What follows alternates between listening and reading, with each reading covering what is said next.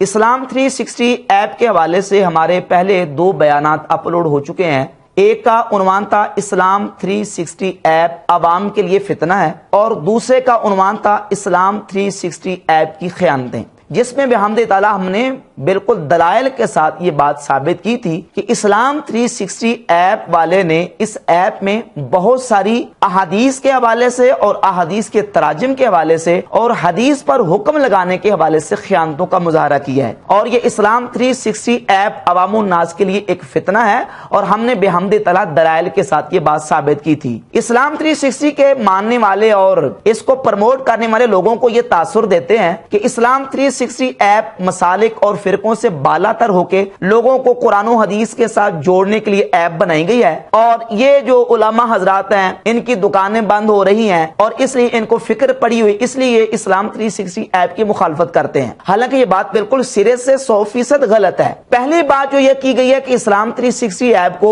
فرقوں سے بالا تر ہو کے قرآن و حدیث کے ساتھ لوگوں کو جوڑنے کے لیے اس ایپ کو بنایا گیا ہے، اور فرقوں سے بالا تر ہو کے، تو یہ بات 100% سرے سے غلط ہے۔ وہ اس لیے کہ اگر یہ ایپ فرقوں سے بالا تر ہو کے بنائی گئی ہے اور اس میں تمام فرقوں کا لحاظ رکھا گیا ہے، تو مجھے بتائیں کہ اس میں کیا اہل تشیع کی کتب احادیث اور دیگر ان کی جو کتابیں وہ شامل کی گئی ہیں؟ اصول کافی کا ترجمہ اور اس کی وضاحت اور اس کی جو تخریج اور تحقیم موجود ہے، فروع کافی دیگر جو اہل تشیع کی کتابیں ہیں وہ نہیں ہیں، تو اس کا مطلب یہ کہ ایک فرقے کے تو انہوں نے باہر نکال دیا اور باقی رہ گئے دوسرے فرقے، اہل سنت ہیں، مثلا دیوبندی ہیں یا اہل سنت ہیں یا وہابی غیر مقلدین ہیں۔ تو اب ان کے اعتبار سے جب ہم دیکھتے ہیں اس ایپ کو، تو اس اعتبار سے جب ہم دیکھتے ہیں تو کتب احادیث جتنی اسلام 360 ایپ میں موجود ہیں، ان تمام کتب احادیث کے تراجم وہ ہیں جو وہابی غیر مقلد علماء نے کی ہیں، تراجم بھی وہابیوں کے، اور ان تراجم کے دوران بریکٹوں میں جو اپنی طرف سے وضاحتیں پیش کرنے کی کوشش کی ہے اور اپنی طرف سے جو پچڑے لگانے کی کوشش کی ہے، وہ ساری کی ساری کاروائی غیر مقلدین اور وہابی علماء کی ہے، اور پھر وضاحت کے نام سے نیچے جو ایک کاروائی کی گئی ہے وہ بھی غیر مقلدین وہابی علماء کی ہے، اور پھر اس پر آگے جو مزید بڑی جو ایک اہم بات ہے وہ یہ ہے حدیث پر حکم لگانے کے اعتبار سے، یعنی حدیث کو صحیح یا حدیث کو جو ضعیف کہا گیا ہے وہ ساری کی ساری تحقیم وہ ہے جو غیر مقلد وہابی علماء کی۔ پہلے ناصر الدین البانی کی تحقیم اور تحقیق شائع کی گئی، اور آپ جانتے ہیں کہ ناصر الدین البانی غیر مقلد متعصب قسم کے وہابی تھے، اور اس کے بعد اب غیر مقلدین کے ناصر الدین البانی سے بڑھ کر ایک وہابی عالم ہیں، بہت بڑے متعصب، اور امام ابو حنیفہ اور فقہ حنفی کے دشمن بہت زیادہ متعصب زبیر علی زئی صاحب ہیں، ان کی تحقیم اس اسلام 360 کی احادیث اور روایات میں داخل کی گئی ہے اور شامل کی گئی ہے۔ تو اب آپ بھی یہ کہیں کہ جناب فرقوں سے بالا تر ہو کے یہ ایپ لگائی گئی، آپ کو پتہ دیکھیں حدیث کے صحیح اور ضعیف ہونے پر ہی ساری چیزوں کا مدار ہے۔ قرآن پاک کی تفسیر بھی جب ہم کریں گے اور قرآن پاک کی تفسیر کو لیں گے تو وہی تفسیر سب سے زیادہ اتھینٹک ہوگی جو احادیث کی روشنی میں، قرآن پاک کے بعد احادیث کی روشنی میں، اور احادیث کو جب ہم لیں گے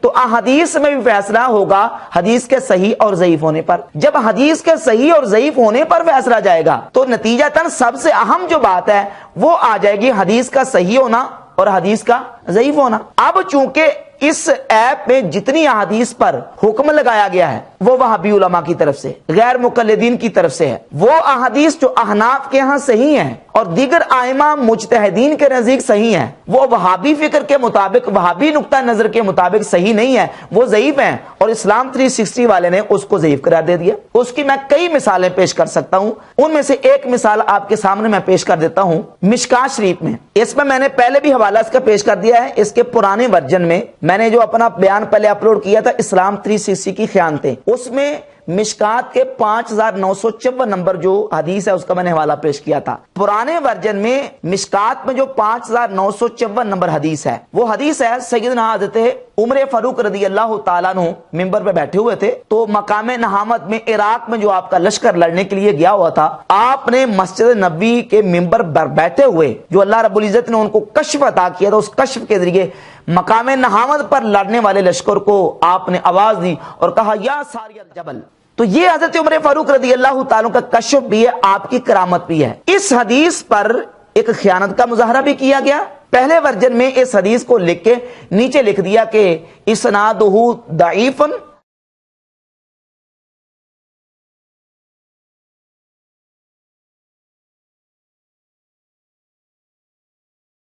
रवाह अल-बैहक़ी फी दलाइल नबुव्वा, इस्नादुहु दईफुन रवाह अल-बैहक़ी फी दलाइल नबुव्वा। ये जो इस्नादुहु दईफुन है, ये पहले वाले वर्जन में मौजूद थी। अब जो नया अपडेट करके नया वर्जन आया है, हमने चूंकि इस पर गिरफ्त की थी और पूरी पकड़ की थी, अब नए वाले वर्जन में इस्नादुहु दईफुन के लफ्ज उड़ा दिए। हाँ, स्टेटस में उसको ज़ईफ लिख दिया गया है, जबकि यह हदीस ज़ईफ नहीं है। आप नासरुद्दीन अलबानी को उठा के देख लें। नासरुद्दीन अलबानी ने सिलसिलत व हदीस सहीह में 3703 नंबर हदीस को इसी को बयान किया और इस हदीस को सही करार दिया। ये इमाम इब्ने हजर अस्कलानी रहमतुल्लाह की किताब अल इसाबा फी तमयीज़ सहाबा पहली जिल्द, इमाम इब्ने हजर अस्कलानी हज़रत उमर फारूक रज़ियल्लाहु अन्हु की इस करामत और कश्फ वाली इस हदीस को हसन करार देते हैं। ये हाफिज इब्ने कसीर की किताब अल बिदाया व निहाया जिल्द नंबर 7 सफ़ा नंबर 147 पर हाफिज इब्ने कसीर इस हदीस को लिखता है कि इस्नादुहु जय्यदुन हसनुन, इसकी सनद जय्यद है, इसकी सनद हसन है। ये किताबुल इत्क़ाद अल इत्क़ाद इमाम अबू बकर अहमद इब्नुल हुसैन बैहक़ी रहमतुल्लाह अलैह की जो अकीदे की किताब है, अकीदे की किताब में इमाम बैहक़ी ने इसी हदीस को बयान किया है और इसके मुहक्किक ने इस हदीस को हसन लिखा है। ये इमाम बैहक़ी की एक और किताब है दलाइल नबुव्वा व मारिफत अहवाल साहिब शरिया, इसमें भी जब ये हदीस लेके इमाम बैहक़ी रहमतुल्लाह अलैह, तो इसमें भी इसके मुहक्किक ने इस हदीस को हसन करार दिया। ये इमाम लालकाई की शरह उसूल इत्क़ाद अहले सुन्ना, इसमें भी 2 मकामात पे ये रिवायत, बल्कि कई मकामात पे ये रिवायत मौजूद है, इसके मुहक्किक ने भी इस हदीस को हसन करार दिया। इतने आइमा मुहद्दिसीन और खुद गैर मुक़ल्लिदीन नासरुद्दीन अलबानी भी इस हदीस को सही करार दे रहे हैं। इमाम बैहक़ी इसको अकीदे की किताब में लेके आ रहे हैं, इमाम लालकाई रहमतुल्लाह अलैह इसको अकीदे की किताब में लेके आ रहे हैं, लेकिन इस्लाम 360 वाला इसका स्टेटस ज़ईफ करार दे रहा है। अब मुझे बताएं कि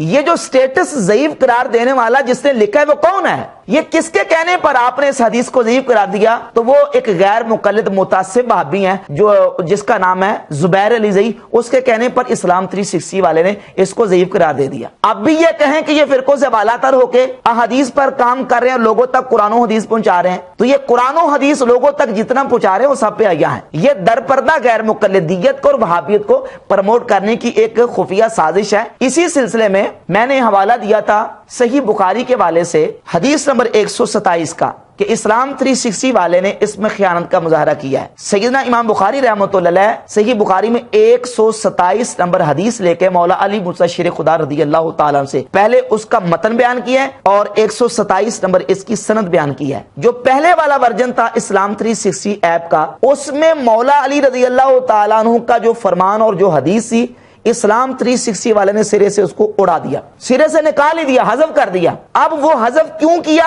वजह ये थी कि ये हदीस इस्लाम 360 ऐप के बारे में और इस तरह की जितनी ऐप्स हैं उन सारी ऐप्स के खिलाफ है, पुराने वाले में से निकाल दिया। अब चूंकि हमने पूरी गिरफ्त की थी, मुआखजा किया था और इसकी खयानत पकड़ के दिखाई थी, अब जो अपडेट नया वर्जन है उसमें इस हदीस को शामिल कर दिया है। तो ये ना हो कि हमारे देखने वाले दोस्त आप कहें कि नहीं आपने जो हवाला दिया था वो तो इसमें मौजूद है, तो हमने हवाला दिया था पुराने वर्जन के एतबार से। अब चूंकि अपडेट नया वर्जन इसमें इसने इस रिवायत को दाखिल कर दिया है और दाखिल करके भी खयानत का मुजाहरा किया है। पहले वर्जन से तो सिरे से निकाल दिया, अब दोबारा दाखिल किए तो फिर भी खयानत का और फिर भी हेराफेरी का मुजाहरा किया। और वो क्या किया है वो जरा आपके सामने मैं पेश कर देता हूं। पहले हदीस सुने कि मौला अली मुर्तज़ा शेर खुदा रज़ियल्लाहु ताला अन्हु की हदीस लेके इमाम बुखारी रहमतुल्लाह अलैह पहले उन्होंने चैप्टर का तर्जुमतुल बाब जो उन्वान कायम किया है, बाबुन मन खस्सा बिल इल्म कौमन दून कौमिन कराहियत अल्लाह यफहमू, बाब इस बयान में कि जिसने एक कौम को इल्म देने के लिए खास कर लिया दूसरी कौम को छोड़कर, यानी इल्म देने के लिए मुख्तस कर लिया कि इस कौम को इल्म देना है, दूसरी कौम को इल्म नहीं देना। इस दूसरी कौम को इल्म क्यों नहीं देना? कराहियत अल्लाह यफहमू, इसलिए इस बात को नापसंद करते हुए कि ये समझ नहीं सकेंगे। जब ये समझ नहीं सकेंगे तो इनको इल्म देना मकरूह है, नापसंद है, क्योंकि ये समझ नहीं सकेंगे। जब ये समझ नहीं सकेंगे तो इनके लिए खराबी का और इम्तिहान का और इब्तला का मसला बन जाएगा। अब इस उन्वान के तहत इमाम बुखारी रहमतुल्लाह मौला अली मुर्तज़ा शेर खुदा रज़ियल्लाहु ताला से हदीस लेके मौला अली फरमाते हैं हद्दिसुन नास बिमा यारिफून, लोगों के सामने वो हदीसें बयान करो जिसको वो समझ सकते हैं। यारिफून اے یفہمون، امام ابن حجر اسقلانی نے اسی یعرفون کا فتح الباری میں ترجمہ کیا یفہمون، لوگوں کے سامنے وہ احادیث بیان کرو جس کو وہ سمجھ سکتے ہیں۔ اتحبون ان یکذب اللہ ورسولہ، کیا تم یہ چاہتے ہو کہ اللہ اور اس کے رسول کو جھٹلایا جائے؟ یعنی ایسی احادیث بیان کر کے جس کو لوگ سمجھ نہ سکیں، جو لوگوں کی عقل سے ماورا ہو، ایسی احادیث بیان کر کے تم یہ سمجھتے ہو اور تم یہ چاہتے ہو کہ یہ پسند کرتے ہو کہ اللہ اور اس کے رسول کو جھٹلایا جائے؟ ایسے نہ کرو، لوگوں کے سامنے وہ احادیث بیان کرو جس کو وہ سمجھ سکتے ہیں۔ یہ عنوان تھا، اور اس عنوان کے تحت امام بخاری رحمۃ اللہ علیہ نے اس حدیث کو بیان کیا۔ اب یہ حدیث جو ہے یہ اس طرح کی ساری ایپس کے خلاف ہے، کیونکہ یہ ایپس ترجمے کر کر کے لوگوں کے سامنے پیش کر رہے ہیں،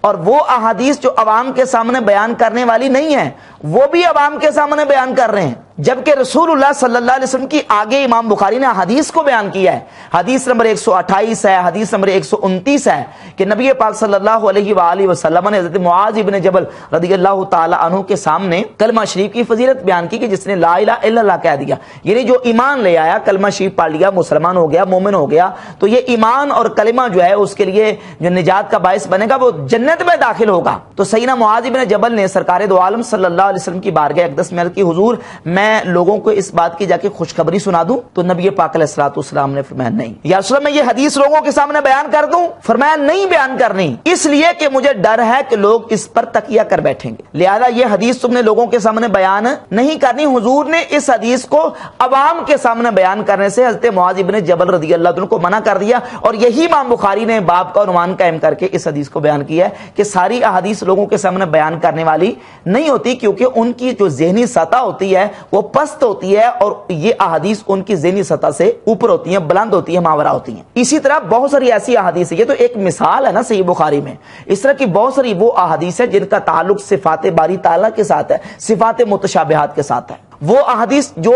مشاجرات صحابہ سے تعلق رکھتی ہیں، اور بہت ساری ایسی احادیث ہیں جو عوام کے سامنے پیش نہیں کی جاتی، اس لیے کہ ان کے ذہن متحمل نہیں ہوتے۔ اب یہ جتنی ایپس ہیں انہوں نے سب کے سامنے کھول کے رکھ دیا، اور عوام کے سامنے، خواص کے سامنے ساری جو خواص والی باتیں ہیں وہ عوام کے سامنے پیش کرنی شروع کر دی۔ تو اب یہ جو مولا علی کا فرمان ہے کہ لوگوں کے سامنے وہ حدیث بیان کرو جس کو وہ سمجھ سکتے ہیں، یہ سارا اس ایپ کے خلاف تھا، تو پرانے ورژن سے اس نے یہ حدیث ہی غائب کر دی۔ اب جب ہم نے اس پر گرفت کی تو اس حدیث کو دوبارہ نئے ورژن میں اپ ڈیٹ میں اس کو لے آیا، لیکن لاتے بھی خیانت کی، اور وہ خیانت ترجمے میں کی۔ ترجمہ کیا کیا؟ میں نے ترجمہ آپ کے سامنے صحیح بیان کر دیا، اس کا ترجمہ نئے ورژن میں اپ ڈیٹ میں یہ بیان کیا ہے کہ لوگوں کے سامنے وہ باتیں بیان کرو جس کو وہ پہچانتے ہیں۔ سمجھ آ رہی بات کی؟ لوگوں کے سامنے وہ باتیں بیان کرو جس کو وہ پہچانتے ہیں۔ تو جب وہ پہچانتے ہیں تو پھر باتیں بیان کرنے کا مقصد کیا ہے؟ حالانکہ یہاں باتوں کی بات نہیں ہو رہی، امام بخاری عنوان قائم کر کے آگے احادیث رسول بیان کر رہے ہیں جن سے یہ ثابت کر رہے ہیں کہ یہ احادیث عوام و الناس کے سامنے بیان نہیں کرنی، اور اسی حدیث کے اسی عنوان کے تحت امام بخاری رحمۃ اللہ مولا علی مرزا شیر خدا رضی اللہ تعالی سے یہ حدیث لے کے آئے، لیکن ترجمہ کیا کیا کہ لوگوں کے سامنے وہ باتیں بیان کرو جس کو وہ پہچانتے ہیں۔ حالانکہ ترجمہ یہ ہے کہ لوگوں کے سامنے وہ احادیث بیان کرو جس کو وہ سمجھ سکتے ہیں۔ کیا تم یہ چاہتے ہو کہ اللہ اور اس کے رسول کو جھٹلایا جائے؟ اور یہ ترجمہ امام بخاری کے ترجمۃ الباب کے بھی مطابق ہے، اور آگے آنے والی 128 اور 129 نمبر حدیث کے بھی عین مطابق ہے کہ اس جملے کا، مولا علی کے اس فرمان کا مقصد یہ ہے کہ لوگوں کے سامنے وہ احادیث بیان کرو جس کو وہ سمجھ سکتے، جس کو وہ سمجھ نہیں سکتے وہ احادیث بیان نہ کرو۔ یہ خیانت کی تھی، الحمدللہ ہم نے جو حوالہ پیش کیا تھا وہ بالکل سچائی اور صداقت پہ مبنی تھا۔ اس کے علاوہ ہم نے ایک اور خیانت اسلام 360 کی بیان کی تھی کہ اس نے صحیح مسلم کی جہاں احادیث بیان کی، مقدمہ صحیح مسلم میں امام مسلم رحمۃ اللہ علیہ نے روایت نمبر 92 نمبر روایت، اس روایت کے تحت امام مسلم رحمۃ اللہ علیہ نے 12 صفحات پر مشتمل امام بخاری اور امام علی بن مدینی کا شدید رد بلی کیا تھا۔ ایک حدیث کا اصول بیان کیا، اور اس اصول میں امام بخاری اور امام علی بن مدینی امام مسلم کے خلاف تھے، تو امام مسلم رحمۃ اللہ علیہ نے بہت شدید تنقید کی اور شدید رد کیا امام بخاری کا اور امام علی بن مدینی کا اس مسئلے میں۔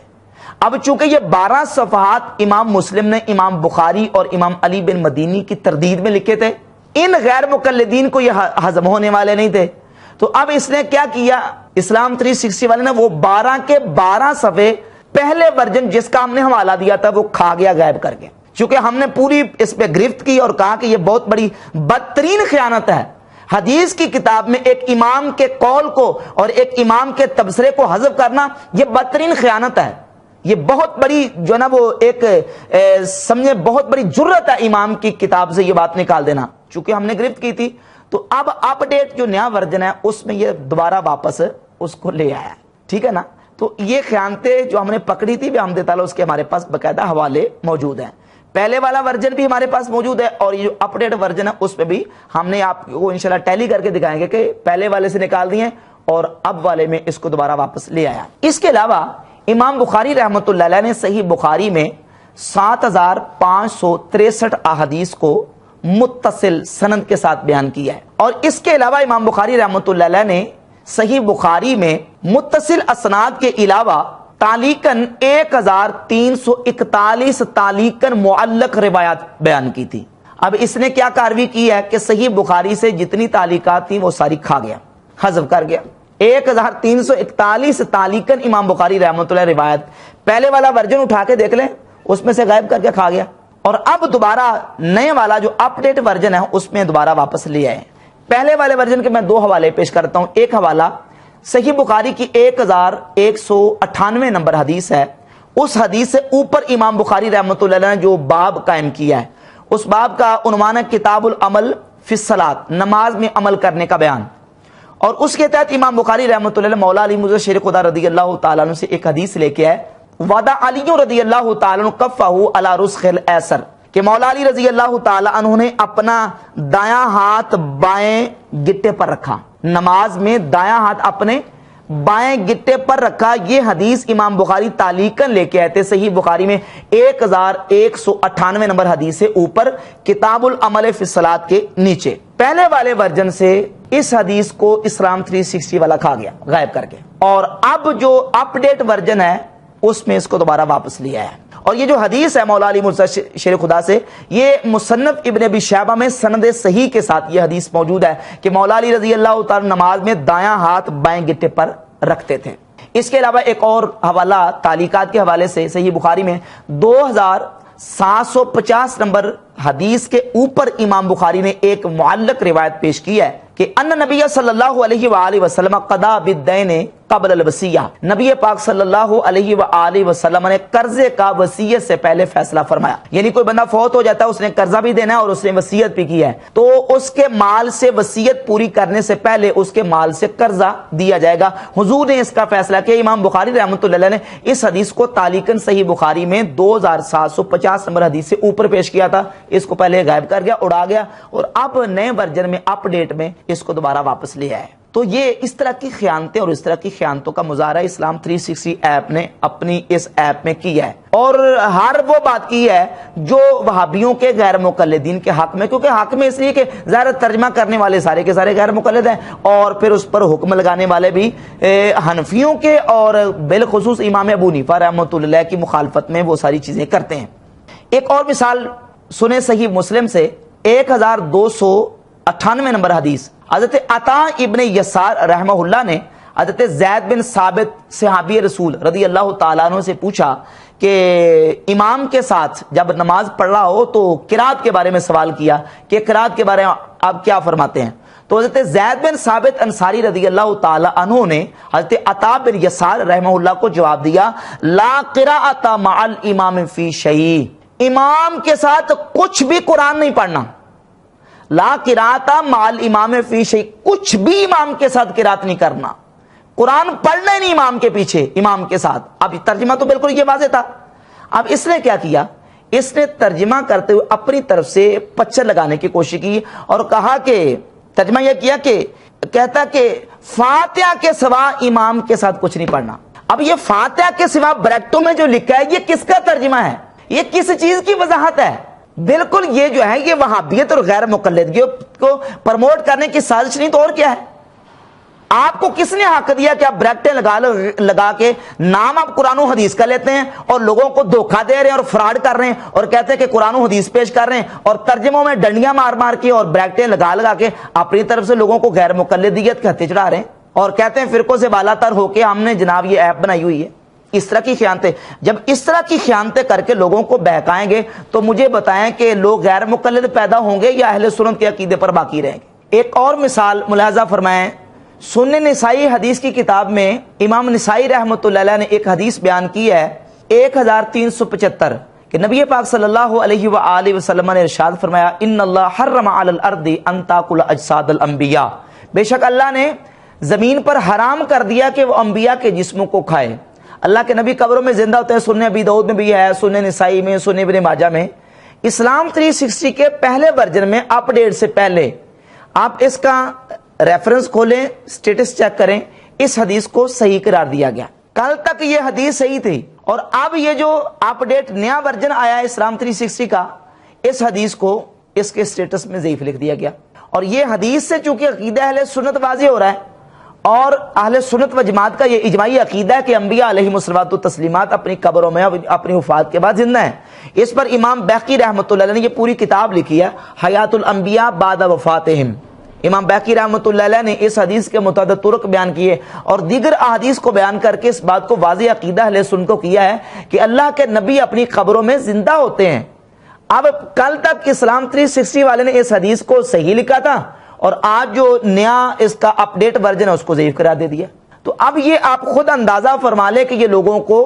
کیا دے رہے ہیں اور ان کی جو اصل کاروائی ہے، اصل مقصد اور مدعا جو ہے وہ کیا ہے. اصل مقصد اور مدعا یہ ہے کہ لوگوں کے سامنے غیر مقلدیت اور اپنے نظریات کو لوگوں کے سامنے جو نا وہ واضح کیا جائے. اسلام کی اور قرآن و حدیث کی جو خدمت یہ کہتے ہیں یہ وہ سب کے سامنے ان خیانتوں سے واضح ہو کے سامنے آ جاتی ہے کہ یہ کتنی کہ اسلام کی خدمت کرنا چاہتے ہیں. اس کے علاوہ سنن نسائی میں ایک اور حدیث ہے 1086 نمبر حدیث. آپ اس کا پرانا ورژن نکالیں سنن نسائی کا اسلام 360 کا، اس میں 1086 نمبر حدیث کو ریفرنس اس کا کھولیں، سٹیٹس چیک کریں، صحیح لکھا ہے. پہلے ورژن میں اسی حدیث کو صحیح لکھا ہے اور ناصر الدین البانی نے اور ارواء الغلیل وغیرہ میں اور دیگر، بلکہ پوری تاریخ میں جب سے یہ سنن نسائی کتاب لکھی گئی ہے اور آج تک اس حدیث کو سوائے غیر مقلدین کے کسی نے ضعیف قرار نہیں دیا. تمام ائمہ علماء اس حدیث کو صحیح لکھتے آئے، لیکن اب یہ جو اسلام 360 کا نیا اپ ڈیٹ ورژن ہے اس میں اسی حدیث کو جس کو پہلے صحیح لکھا تھا اس کے سٹیٹس میں ضعیف لکھ دیا گیا. اب مجھے بتائیں کہ جو لوگ 1200 سال گزرنے کے بعد حدیث کا جو نا وہ کل ان کا فیصلہ اور ہوتا ہے اور آج ان کا فیصلہ اور ہوتا ہے، یہ لوگوں کے ساتھ کیا کھلواڑ کر رہے ہیں. اب یہ اس حدیث کو ضعیف قرار دینے کا مقصد بھی یہ تھا کہ اصل میں یہ جو حدیث ہے اس میں سجدوں میں رفع دین کا ذکر موجود ہے. اب چونکہ سجدوں میں رفع دین کا جو ذکر ہے اس حوالے سے یہ سمجھے یہ حدیث جو ہے ان کے گاٹے بالکل فٹ ہو رہی ہے، چونکہ یہ سجدوں میں رفع دین نہیں کرتے اور لوگوں کو یہ کہتے رفع دین نہ کرے تو نماز نہیں ہوتی اور نماز میں سنت ترک ہوتی ہے. تو بھئی اگر رکوع والا نہ کریں تو پھر سجدوں والا بھی نہ کرے، پھر بھی تو سنت ترک ہوتی ہے نا.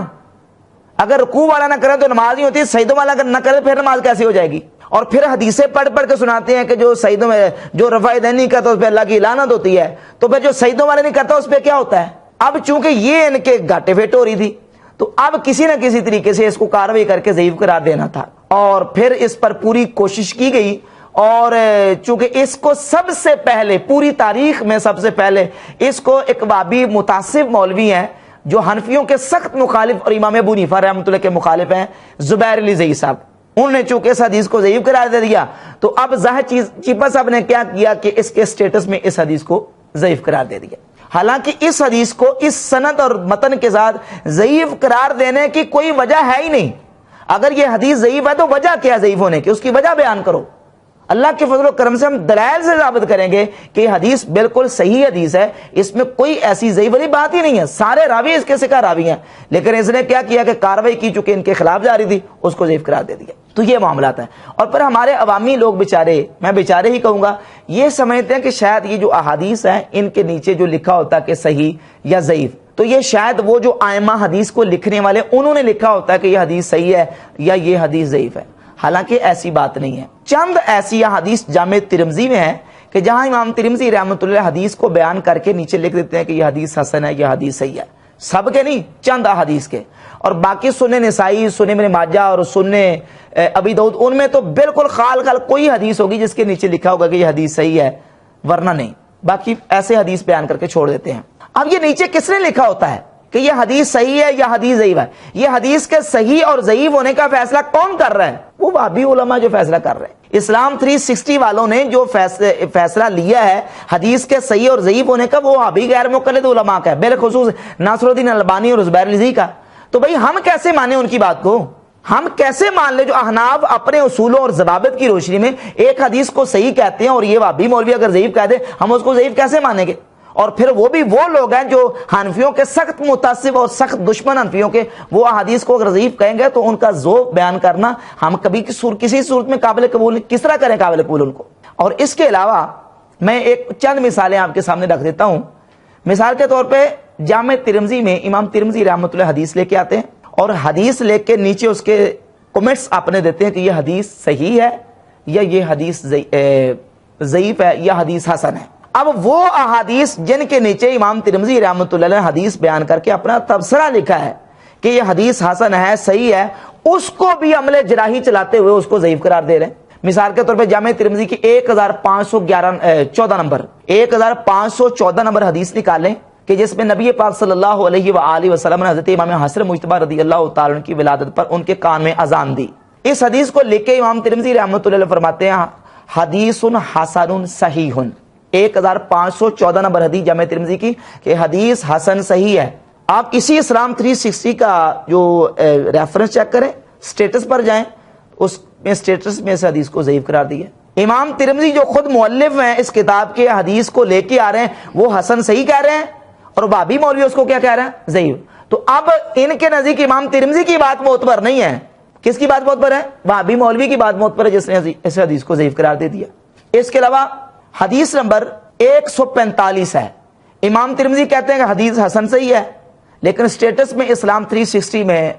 اس کو لکھا گیا کہ یہ ضعیف ہے۔ 244 نمبر حدیث ہے، امام ترمذی کہتے ہیں حسن ہے، اور اسی اسلام 360 ایپ کا ریفرنس چیک کریں، سٹیٹس پہ جائیں، اس کو لکھا کہ یہ ضعیف ہے۔ 268 نمبر حدیث ہے، امام ترمذی کہتے ہیں حسن ہے، اور اسلام 360 والا کہتا ہے کہ یہ ضعیف ہے۔ اس کے علاوہ 366 نمبر حدیث ہے، امام ترمذی کہتے ہیں حسن ہے، اور یہ کہتا ہے کہ یہ حدیث ضعیف ہے۔ تو اب عوام کو یہ گویا عوام کو یہ تاثر دیتے ہیں کہ شاید یہ جو ائمہ محدثین نے ان حدیث کو بیان کر کے صحیح یا ضعیف کا فیصلہ کیا ہے، حالانکہ وہ جو سٹیٹس میں صحیح یا ضعیف کا فیصلہ ہے وہ ائمہ محدثین کا فیصلہ نہیں ہے، وہ وہابی علماء کا فیصلہ ہے۔ تو اب یہ کہیں کہ ہم فرقوں سے بالاتر ہو کے یہ اسلام کی خدمت کر رہے ہیں، تو یہ بالکل 100% غلط ہے۔ اچھا، ہم نے اس پر پہلے بھی چونکہ اپلوڈ کیا تھا بیان، اور نیچے بہت سارے لوگوں نے ایسے کمنٹس کیے کہ جناب یہ اس سے آپ کی روٹی روزی بند ہو رہی ہے، مولویوں کی دکانیں بند ہو رہی ہیں۔ تو بھائی بات یہ ہے کہ اگر تم اس بات کو کہتے ہو نا کہ روٹی روزی بند ہو رہی ہے اور مولوی کی دکانیں بند ہو رہی ہے، کہ لوگ علماء کے پاس آنا بند ہو رہے ہیں، لوگ علماء کے پاس آ نہیں رہے، تو یہ بات بالکل سرے سے غلط ہے۔ جب سے یہ وبائیں اور بیماریاں اور امراض زیادہ سے زیادہ ہوتی جا رہی ہیں نا، لوگ علماء کے پاس زیادہ آتے ہیں، لوگ ہمارے ساتھ زیادہ رابطہ کرتے ہیں۔ میں مثال دے کے آپ کو بات سمجھاتا ہوں، انشاءاللہ بات سمجھ آ جائے گی۔ آپ مجھے بتائیں کہ جب وبا اور بیماری زیادہ ہو جائے، وبا اور بیماری میں ڈاکٹروں کے کلینک بند ہو جاتے ہیں یا کھلتے ہیں؟ زیادہ کھلتے ہیں، کیونکہ لوگ بیمار زیادہ ہو رہے ہیں۔ بیمار زیادہ ہوں گے تو لوگ ڈاکٹروں کے پاس، حکیموں کے پاس، طبیبوں کے پاس زیادہ آئیں گے۔ تو اب جب بدعقیدگی اور فتنوں کا سیلاب اور طوفان بدتمیزی امڑ آیا ہے، لوگ ان وباؤں میں، مصیبتوں میں جب گرفتار ہوتے ہیں، تو پھر ان کے لواحقین اور ان کے تعلق والے وہ کوشش کرتے ہیں کہ کسی طریقے سے اس کے عقیدے کی اصلاح کی جائے اور اس کے عقیدے کی حفاظت کی جائے۔ لوگ زیادہ رابطہ کرتے ہیں، یقین جانیں پہلے سے زیادہ لوگ ہمارے ساتھ تعلق رکھتے ہیں، زیادہ لوگ رابطہ کرتے ہیں، لوگ زیادہ آتے ہیں، رات دن لوگ رابطہ کرتے ہیں کسی طریقے سے ملاقات ہو۔ تو یہ جو ہے نا، یہ جو ایک صرف انہوں نے ایک جملہ بنایا ہو کہ لوگوں کے علماء کی دکانیں بند ہو رہی ہیں، تو اگر تم اس کو دکانیں بند ہونا کہتے ہو نا، تو بھائی ہماری دکانیں کھل رہی ہیں، ہماری دکانیں بند نہیں ہو رہی۔